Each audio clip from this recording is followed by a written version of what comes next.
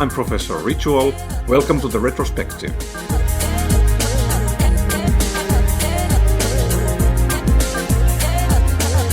If you like what you see, feel free to like, subscribe, or share.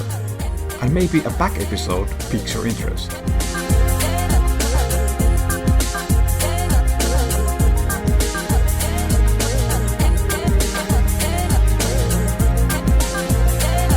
Today, we'll take a look at a narcissistic abuse tactic called gaslighting and how to survive it.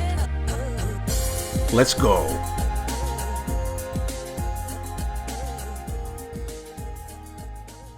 Gaslighting is an abuse aimed to making victims question their own sanity. The narc seeds plants of doubt in the minds of their victims by techniques such as lying, denial, projection, and suggestion. These often repeat until the victim is down. The following example is composed of individual instances that I've observed, so even if the situation is compressed for dramatic effect, its elements, comments, and overall dark mood is very real.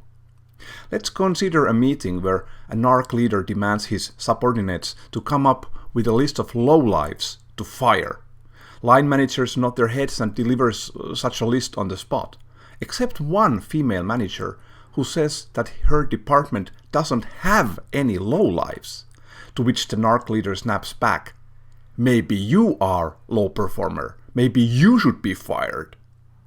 Other line managers gasp, but spineless as they are, don't react to protect the female colleague. Later, in the same meeting, the female manager comes forward with an idea. The company could go into agile product development and save enough money to avoid job terminations. This would make sense, right? Unfortunately, improving the organization is not a high priority for the narc leader, so he screams back, "Your ideas are stupid." Other managers nod in unison.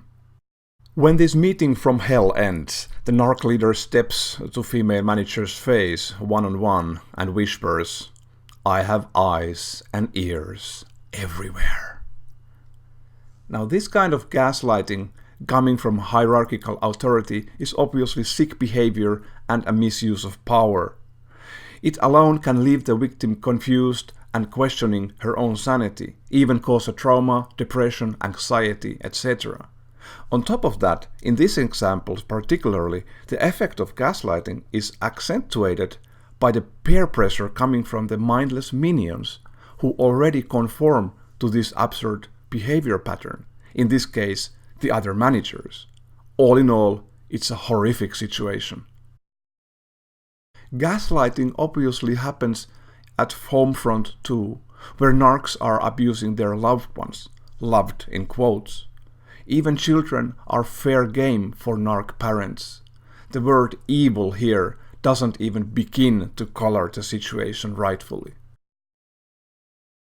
When gaslighted, victims have 5 basic options, 2 of which are pretty much useless. Talking sense. No. Narcs won't understand nor make sense, and further along this route one would be slowly manipulated anyhow, so don't do it.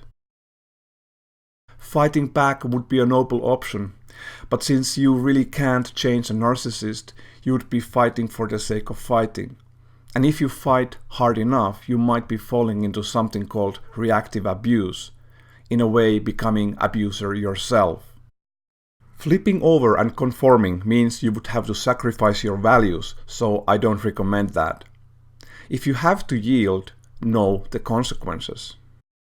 Quitting is always a viable option, but might not work for your current life situation. Greystoning, or the art of not giving a fuck, is the passive way forward, where the narc eventually gets bored at harassing you. This is probably the universally best way to handle narcissists. As we see, there really are no good options for victims of gaslighting. Being gaslighted really sucks. Narcissists are self-centered and annoying people, whereas malignant narcissists are sick people capable of serious abuse. We are not safe from this mindfuckery at home nor at the workplace, so better be prepared.